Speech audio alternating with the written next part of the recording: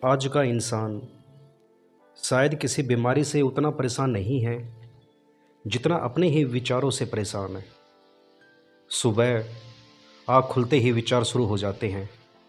रात को सोने जाता है तब भी विचार चल रहे होते हैं।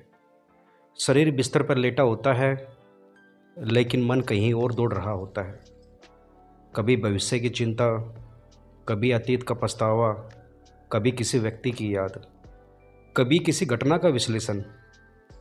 ऐसा लगता है जैसे मन को रुकना ही नहीं आता। और धीरे धीरे यह आदत इतनी सामान्य हो जाती है कि इंसान इसे अपनी प्रकृति समझने लगता है। उसे लगता है कि मैं ऐसा ही हूँ, मेरे दिमाग ऐसा ही है, मैं ज़्यादा सोचता हूँ। लेकिन सच्चाई यह है कि ओवर थिंकिंग तुम्हारा स्वभाव नहीं है। यह एक मानसिक पैटर्न है जो समय के साथ मजबूत हो गया है। अगर ध्यान से देखा जाए तो ओवर थिंकिंग सिर्फ ज़्यादा सोचना नहीं है। ज़्यादा सोचना तो कभी कभी ज़रूरी भी हो सकता है। ओवर थिंकिंग का अर्थ है एक ही विचार के चक्कर में बार बार घूमते रहना। वही बात, वही चिंता, वही डर, वही कल्पना, वही विश्लेषण। जैसे कोई गाड़ी कीचड़ में फंस जाए और पहिए घूमते रहे लेकिन गाड़ी आगे ना बढ़े। मन भी ऐसा ही करता है। वह सोचता रहता है लेकिन समाधान नहीं निकलता। ऊर्जा खर्च होती रहती है लेकिन स्पष्टता नहीं आती। अब सवाल यह है कि सांस का इसका क्या संबंध है। यहीं ध्यान की सबसे गहरी समझ शुरू होती है। ध्यान से देखो, जब तुम ज़्यादा सोच रहे होते हो तब तुम्हारी सांस कैसे होती है? क्या वह गहरी और शांत होती है? नहीं, वह छोटी हो जाती है, कभी तेज हो जाती है, कभी अनियमित हो जाती है। कभी तुम्हें पता नहीं चलता कि तुम सांस ले रहे हो, पूरा ध्यान विचारों में चला जाता है। इसका मतलब है कि ओवर थिंकिंग केवल दिमाग में नहीं, उसका असर ब्रीथिंग पर भी पड़ रहा है। और यही वह दरवाज़ा है जिसे योगियों ने हजारों साल पहले पहचान लिया था। उन्होंने देखा कि मन और सांस अलग नहीं है, दोनों एक ही ऊर्जा के दो रूप है। जब मन अशांत होता है तो सांस अशांत हो जाती है। जब सांस शांत होती है तो मन भी धीरे धीरे शांत होने लगता है। यही कारण है कि लगभग हर ध्यान परंपरा में सांस को इतना महत्व दिया गया, क्योंकि थॉट को सीधे पकड़ना मुश्किल है। तुम किसी विचार को हाथ से पकड़ नहीं सकते लेकिन सांस को महसूस कर सकते हो। सांस हमेशा उपलब्ध है, अभी भी चल रही है, इसी क्षण। जब ओवर थिंकिंग होती है तो व्यक्ति पूरी तरह विचारों में खो जाता है। उसे पता भी नहीं चलता कि उसका मन उसे खींचकर कहाँ ले गया है। वह किसी पुरानी झगड़े में पहुंच जाता है, किसी भविष्य की कल्पना में पहुंच जाता है, किसी डर में पहुंच जाता है। लेकिन जैसे ही अवेयरनेस सांस पर आती है, एक नई चीज़ पैदा होती है।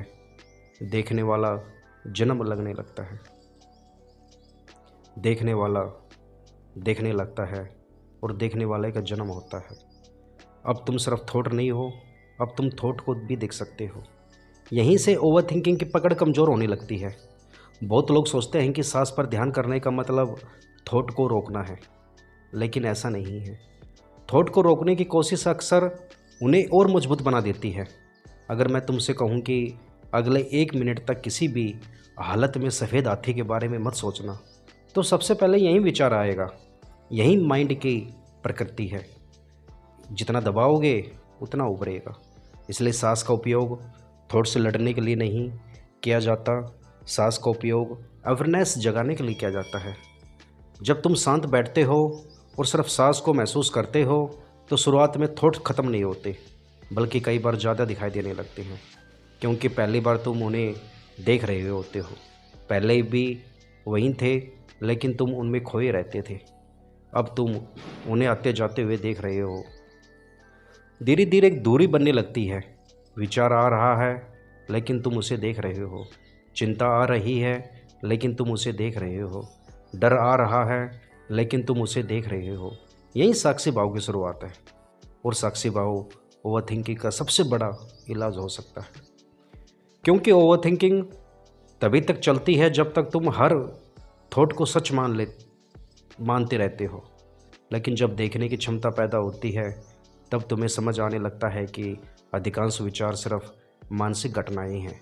वे आते हैं और चले जाते हैं, वे अंतिम सत्य नहीं हैं। अब विज्ञान की तरफ देखें तो भी सांस का महत्व दिखाई देता है। जब इंसान तनाव में होता है तो शरीर का स्ट्रेस रिस्पॉन्स सक्रिय हो जाता है। हार्ट रेट बढ़ सकती है, मसल्स टाइट हो सकते हैं, ब्रीथिंग स्लो हो सकती है। लेकिन जब ब्रीथिंग धीमी, सहज और जागरूक होती है तो शरीर को सुरक्षा का संकेत मिल सकता है। नर्वस सिस्टम थोड़ा शांत हो सकता है, और जब शरीर शांत होने लगता है तो मन की गति भी बदल सकती है। लेकिन यहाँ एक गलती बहुत लोग करते हैं। वे ओवर थिंकिंग रोकने के लिए सांस को फोर्स करने लगते हैं। बहुत लंबी सांस, बहुत गहरी सांस, बहुत नियंत्रण। फिर मेडिटेशन भी एक संघर्ष बन जाती है। याद रखो, अवेयरनेस ज़्यादा महत्वपूर्ण है, कंट्रोल नहीं। सांस को पकड़ना नहीं है, सांस को महसूस करना है। जैसे नदी बह रही है वैसे ही सांस बह रही है, तुम सिर्फ उसके साक्षी हो। धीरे धीरे तुम्हें पता चलेगा कि ओवर थिंकिंग अचानक बंद नहीं होती, लेकिन उसकी ताकत कम होने लगती है।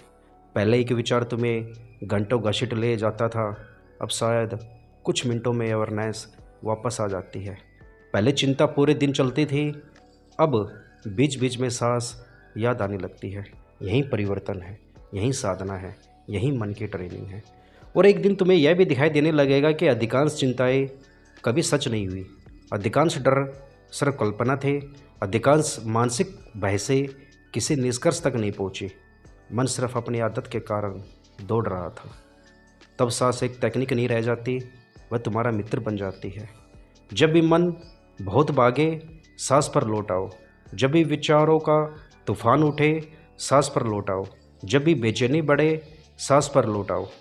क्योंकि सांस हमेशा वर्तमान में है और ओवर थिंकिंग हमेशा वर्तमान से बाहर होती है। इसलिए जितनी गहराई से तुम सांस को समझोगे, उतनी ही गहराई से तुम अपने मन को समझना शुरू करोगे। और शायद तब तुम्हें अनुभव होगा कि ओवर थिंकिंग को हराने का रास्ता विचारों से लड़ने में नहीं, बल्कि सांस के माध्यम से जागरूक होने में छिपा है। क्योंकि जागरूकता आती है जहाँ विचारों की आंधी पकड़ धीरे धीरे टूटने लगती है, और वहीं से भीतर शांति का जन्म शुरू होता है। धन्यवाद।